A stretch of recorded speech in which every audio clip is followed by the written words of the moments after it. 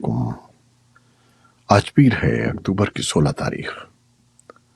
پاکستان میں اس وقت شام کے 7، بھارت میں 7:30 اور یہاں ہمارے اسٹوڈیوز کی گھڑیوں میں صبح کے 10 بج رہے ہیں۔ وائس آف امریکہ واشنگٹن کی اردو سروس سے میں ہوں خالد حمید، خبروں کے ایک بلٹن کے ساتھ۔ صدر بائیڈن نے امریکہ کے نشریاتی ادارے CBS کے ساتھ ایک انٹرویو میں کہا ہے کہ حماس اور اس کے شدت پسند عناصر غزہ کے تمام لوگوں کی نمائندگی نہیں کرتے، اس لیے اسرائیل کی یہ غلطی ہوگی کہ وہ دوبارہ غزہ پر قابض ہو۔ جو بائیڈن نے انٹرویو میں مزید کہا کہ انتہا پسندوں کے خلاف کارروائی ایک ضروری اقدام ہے۔ خبر رساں ادارے ایسوسی ایٹڈ پریس کے مطابق امریکہ کے صدر اور ان کی انتظامیہ کے حکام نے اسرائیل کے غزہ پر حملوں اور اس میں عام شہریوں کی اموات پر تنقید سے گریز کیا۔ البتہ امریکہ نے اسرائیل، مصر اور دیگر اقوام پر زور دیا کہ متنازع علاقوں میں انسانی امداد پہنچانے کی اجازت دی جائے۔ جو بائیڈن نے انٹرویو میں مزید کہا کہ ان کو امید ہے کہ اسرائیل جنگ کے قوانین کے مطابق اقدامات کرے گا۔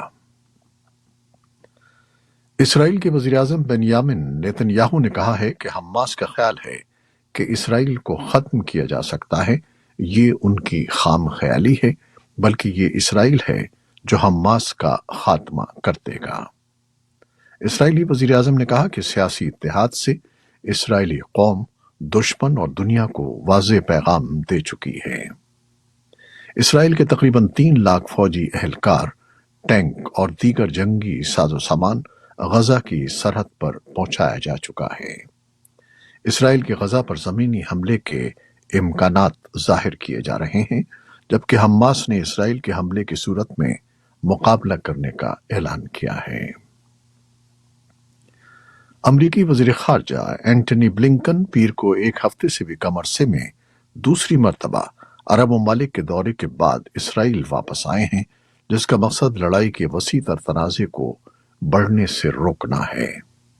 بلنکن اردن، سعودی عرب اور مصر سمیت خطے بھر کے رہنماؤں سے ملاقات کے بعد تل ابیب پہنچے ہیں۔ صدر جو بائیڈن بھی اسرائیل کے دورے پر غور کر رہے ہیں، تاہم ابھی کوئی منصوبہ طے نہیں ہوا ہے۔ ایران نے پیر کو کہا کہ حماس کا کہنا ہے کہ وہ غزہ پر فضائی حملے بند ہونے کی صورت میں اسرائیلی شہریوں کو رہا کرنے کے لیے تیار ہے۔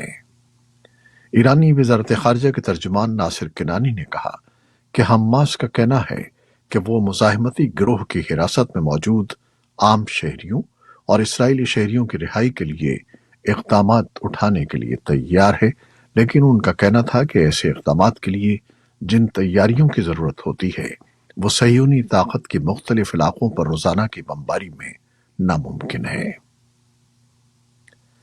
ایران نے اسرائیل کو خبردار کیا ہے کہ فلسطینیوں کے خلاف جارحیت کو اگر ختم نہ کیا گیا تو دوسرے فریق بھی اس تنازع میں شامل ہو سکتے ہیں۔ ایرانی خبر رساں ادارے فارس کے مطابق ایران کے وزیر خارجہ نے کہا کہ خطے کے دوسرے فریق بھی اسرائیل کے خلاف کارروائی کے لیے تیار ہیں۔ ایران کے وزیر خارجہ حسین امیر عبداللہیان کا مزید کہنا تھا کہ اگر صہیونی جارحیت بند نہ ہوئی تو خطے کے تمام فریق ہاتھ میں اسلحہ لیے تیار کھڑے ہیں۔ فلسطینی وزیر اعظم محمد شتیح نے رام اللہ میں کابینہ کے اجلاس کے دوران تمام متعلقہ ممالک سے صحت اور خوراک کی فراہمی اور زخمیوں کے انخلاء کے لیے محفوظ راہداری کھولنے کے لیے فوری اقدامات کا مطالبہ کیا ہے۔ دوسری جانب عرب لیگ کے سربراہ سیکریٹری جنرل احمد عبدالغیث نے بغداد میں عرب وزرائے انصاف کے ساتھ ایک ملاقات کے دوران فوری طور پر فوجی کارروائیوں کے خاتمے اور آبادی تک امداد پہنچانے کے لیے محفوظ راہداریاں کھولنے کا مطالبہ کیا۔ غزہ کے لیے سامان سے لدا ایک امدادی قافلہ مصری شہر اسماعیلیہ کے مضافات میں انتظار کر رہا ہے۔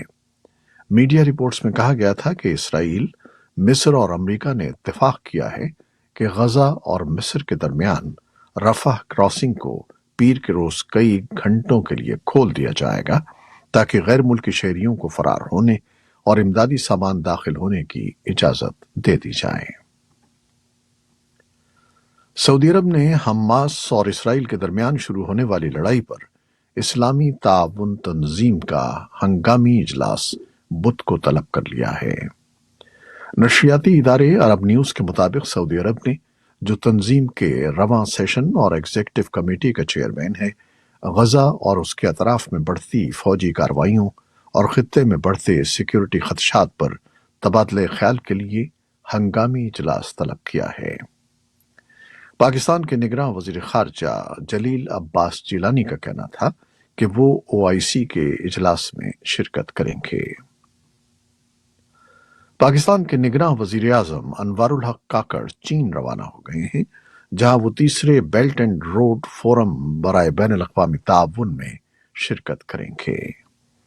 یہ 2 روزہ فورم 17 اکتوبر سے بیجنگ میں منعقد کیا جا رہا ہے، جس کا انعقاد صدر شی کے عالمی بنیادی ڈھانچے اور توانائی کے اقدام کی 10ویں سالگرہ کے موقع پر ہوگا، تاکہ عالمی تجارت کو فروغ دینے کے لیے قدیم شاہراہ ریشم کے ذریعے تجارت کو فروغ دیا جائے۔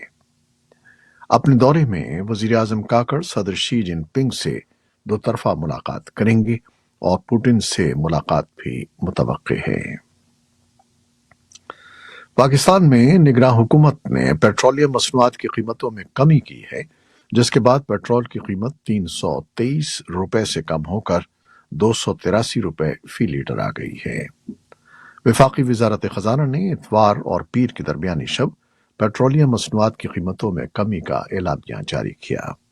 اسی طرح ڈیزل کی قیمت میں بھی 15 روپے کی کمی کا اعلان کیا گیا۔ واضح رہے کہ نگراں حکومت کے قیام کے بعد پیٹرولیم مصنوعات کی قیمتوں میں تیزی سے اضافہ ہوا تھا۔ قیمتوں میں اضافے کی وجہ پاکستانی روپے کی قدر میں ڈالر کے مقابلے میں تیزی سے آنے والی کمی تھی۔ خوراک کے عالمی ادارے ورلڈ فوڈ پروگرام کا کہنا ہے کہ افغانستان کے صوبے ہرات کا زلزلہ، وہاں پہلے سے موجود سنگین انسانی بحران، ہرات میں مریضوں اور زخمیوں کے لیے ایک موبائل ہسپتال قائم کیا ہے۔ امریکی ریاست الینوائے میں ایک 71 سالہ سفید فام شخص کو مسلمان بچے کے قتل کے شبے میں گرفتار کر لیا گیا ہے۔ اس حملے میں بچے کی والدہ شدید زخمی ہوئیں۔ ملزم پر الزام ہے کہ اس نے ماں بیٹے پر ان کے مذہب اور اسرائیل حماس جنگ کی وجہ سے حملہ کیا ہے۔ ملزم فی الوقت پولیس کی تحویل میں ہے اور جلد ہی عدالت کے سامنے پیش کر دیا جائے گا۔ اس پر قتل کے الزامات عائد کیے گئے ہیں۔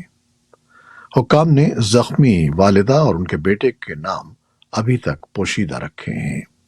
امریکہ کی مسلم سول لبرٹیز آرگنائزیشن نے اس جرم کو ڈراؤنے خواب سے تعبیر کیا ہے۔ یہ تھیں وہ خبریں جو فیس بک لائیو پر ہم نے آپ کے لیے پیش کی۔ ہماری ویب سائٹ، یوٹیوب اور پوڈ کاسٹ پر یہ بلیٹن آپ کے لیے پوسٹ کر دیا جاتا ہے۔